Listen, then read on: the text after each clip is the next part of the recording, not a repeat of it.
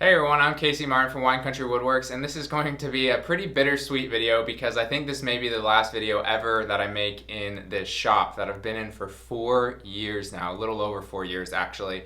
But I did want to start it off with the sweet aspect, which is that I joined Alumilite's affiliate program, which means that you all get 10% off of any Alumilite product, anything on their website, with the code WineCountry10, and I'll have that up on the screen, and a link that will get you straight to the site using it down below, as well as just have that in the description. So that's kind of the sweet aspect, really, really cool. The caveat is that you are supposed to be a new customer to Alumilite's program when you're using this code. I'm pretty sure it might just work every single time if you check out as a guest or if you use a different email. I'm not exactly sure. I haven't used it myself. I don't know if I even can. Maybe I can. But the point being, I wanted to let you all know that. Super, super cool program of them. Obviously, I've been supporting their products and been a huge fan of their products for years and years now, and it's kind of nice to have them showing me some love as well as you all. So the kind of bittersweet aspect on the bitter side that I mentioned, I'm leaving the shop. I mentioned this in my past update videos. I'm moving back home up north to Sonoma County area. I'm gonna be living with my parents for a little bit, helping build a shop there actually, on their property, which will be super, super fun. That's gonna be where my new shop is going to be located until I buy a house or a property someplace my own that I have a shop in for the foreseeable future. A quick update kind of on how long that's gonna take, probably a couple months or so. So during that meantime, I'm going to obviously not be making videos, not be making blanks. So if you want to buy some blanks or anything at all from my store, definitely do that in the next few days. We're going to be moving out of here on June 26th, so that's coming up super, super soon. I will update you all on some cool things I've been up to, but those are some super huge announcements I wanted to mention. I'm starting my new job at KPMG in Santa Clara on January 14th of 2021. They pushed it back really far due to COVID, so there's kind of a bittersweet aspect to that too. The bitter part is, of course, I won't be starting my real full-time career until later than I expected, but the sweet is that I'll be able to spend all that time working on building my new shop. I'm super excited to do that. I've been wanting to rearrange things to make it way more efficient and way more casting oriented, since I do way more of that now than I do turning. And so that'll be really fun, making videos on that topic for you all, on how I reorganize and reset up my casting area to make it super efficient, shelves and things like that. So enough of me going on and on. Let's kind of do some fun things on what I've been up to, because I haven't been making any videos because I've been super, super busy. I graduated from my MBA program, woohoo, about a week and a half ago. So that, combined with trying to make as many things as I can for customers and just get everything ready in the shop before I move out, it's kept me pretty busy, and I apologize for not making the videos. But this will be a little shop-isode / update of where I show you guys some cool things that I've been up to. So stay tuned and we'll get right into that. If you watched my most recent video on me casting some cigar blocks, he wanted some with just jam-packed with cigars, and so these were really fun to make. I stabilized all these and they became rock solid, really, really hard, which was cool and good to know if anyone wants to do that. What's cool about this one too, it's gonna be a lot easier to see when it's turned, but this is charcoal inside of it. So we kind of went for like a lava, kind of fiery look. And I think that's gonna look really cool because this stabilized charcoal is gonna, in my opinion, kind of look like lava rock in lava or something like that. And got tons and tons of cool ones, the kind of cloud look. These are sweet gum pod balls. So these look super, super cool. A lot of these were made in new molds, so the clarity just right out the mold looks awesome. Tons of ones with burl and all different types of leaf, more sweet gum pod ones. He got tons and tons of grapevine and metal leaf ones. Some of the fun ones were doing these sweet gum pod ones that are kind of, he said basically try to make something that looks like little floating planets in a galaxy. And once those are turned, I think they're gonna look really, really cool. I'll hop over to another pile in a second. Some of the other ones I'm really excited about. It's hard to see, but there's multi-dyed burl in there, and you can kind of see where that glue spot is, the color. And with all these crazy color swirls, they're gonna look pretty dang sweet.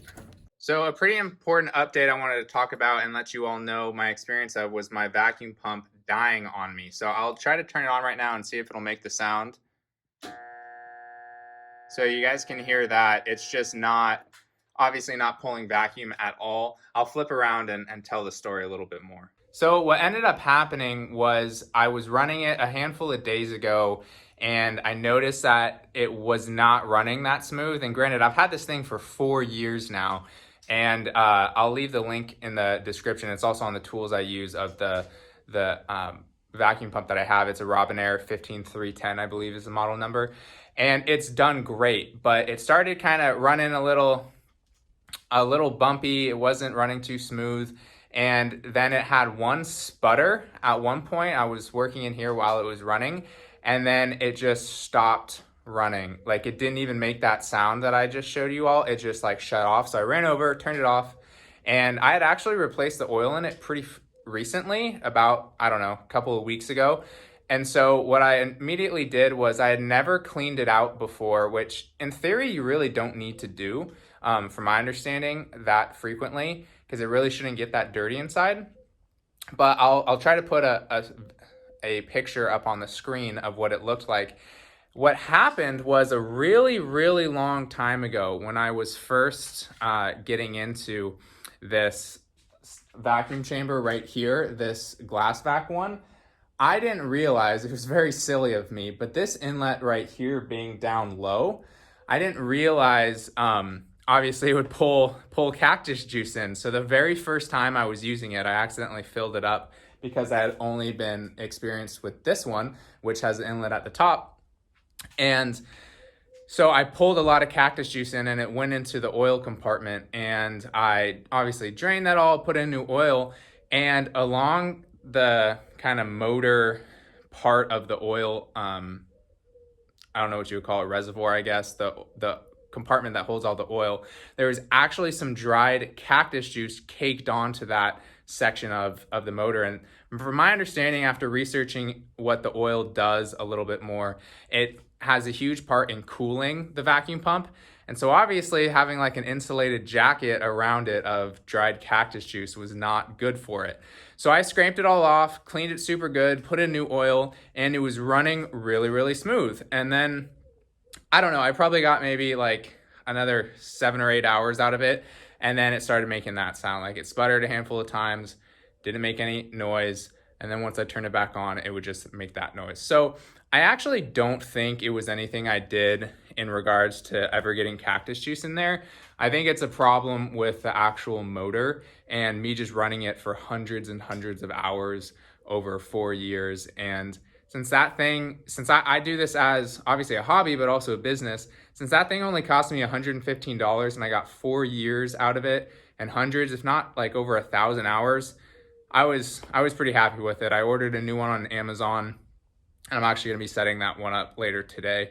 So wanted to tell that brief story about it, that definitely change your oil, definitely clean it out if you want, but if it dies on you, chances are it's because it's just at the end of its life.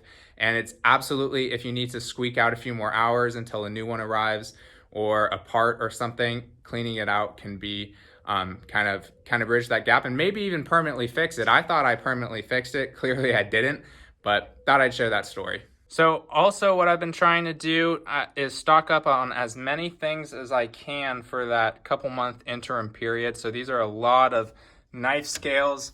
I kind of shied away from cutting them all myself and started ordering these from the place that I order them in 1/2 inch thickness so that I can just run these through my drum sander. And they're honestly not even warping that much during the curing process, which is just great.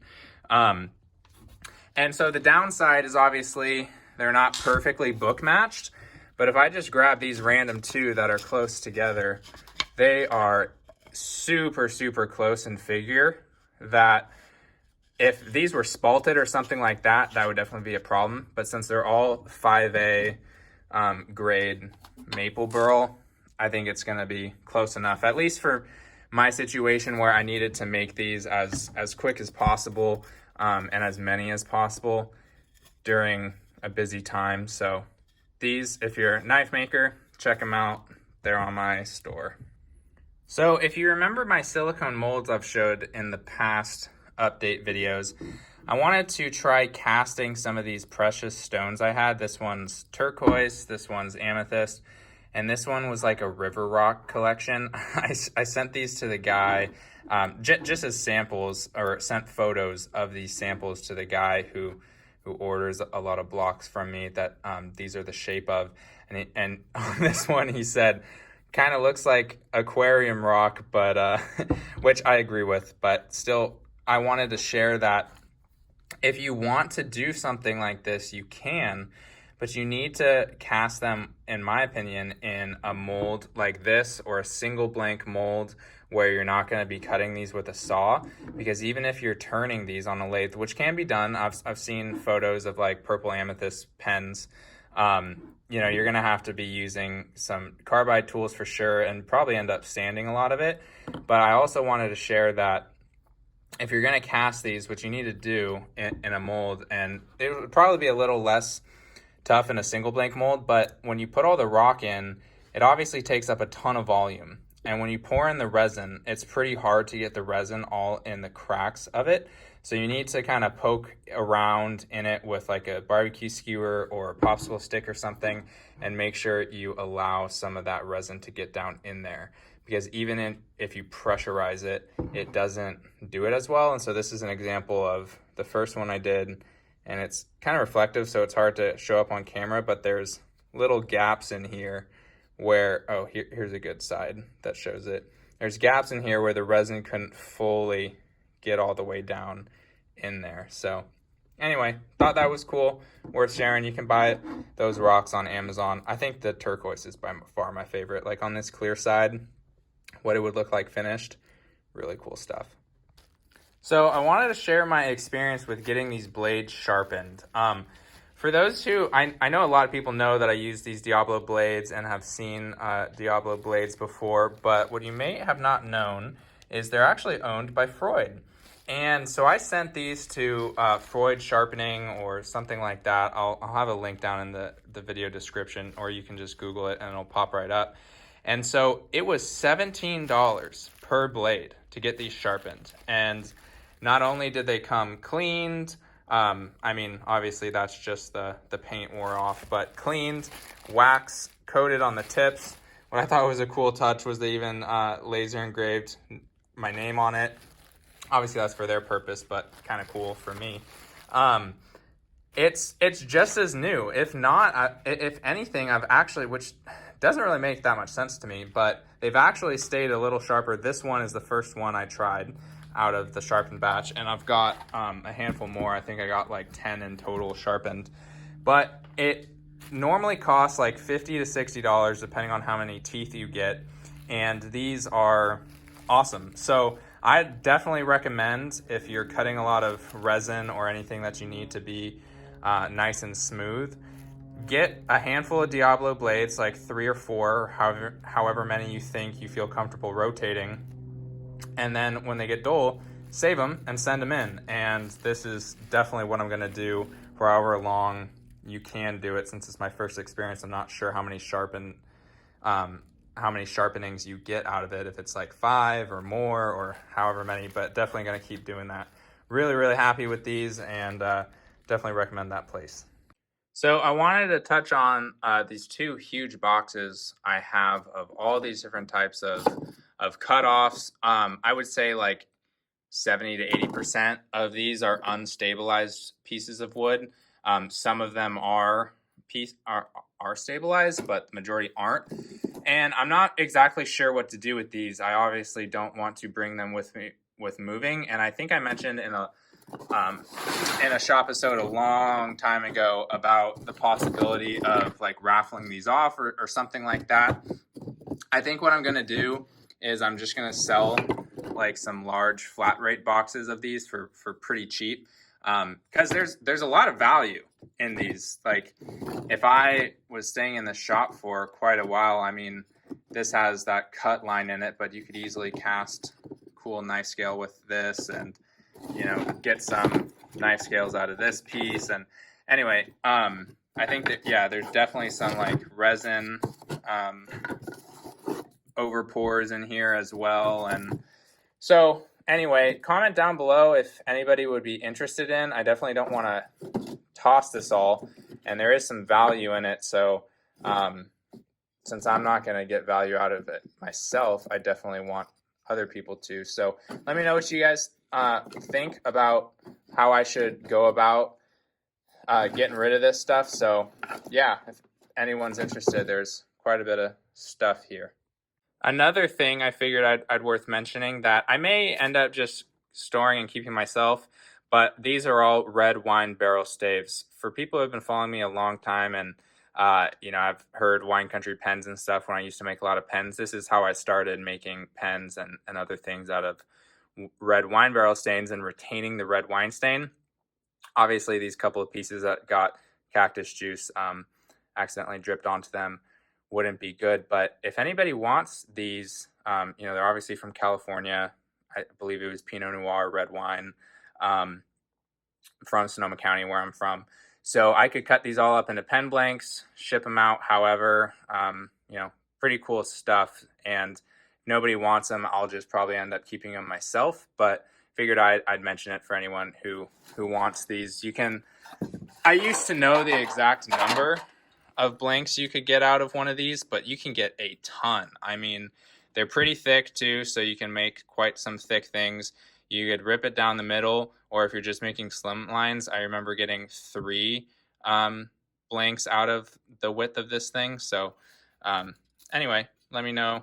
You know, there's also a couple, I believe they're called barrel heads, but they're basically just the tops of the barrels that you can make some cool projects with too. So let me know if anyone wants it. Definitely can make it happen. And lastly, again, I'll show off this lovely mess of pen blanks just to reiterate that if anybody wants pen blanks from me, I'm going to try to make absolutely as many as I can in the next week or so while I'm still here. But given finishing up other custom orders, I mean, there's another pile, which I'm grateful for. But if you want any, definitely order some now, not to like, you know, pressure anyone at all, but I just want to mention it because these are, you know, gonna be in limited supply for whatever I have left for those couple of months. And you know, whether it's grapevine or sweet gum pod, obviously the grapevine ones are the pretty unique ones, but I'm also going to be listing some of these limited edition blanks. I don't know how many I'll make of those during this time, but going to try to crank out as many as I can of the popular colors like blue and white. And anyway, figured I'd mention it just in case, because there's been so much mentioned in this video. I figured I'd reiterate it.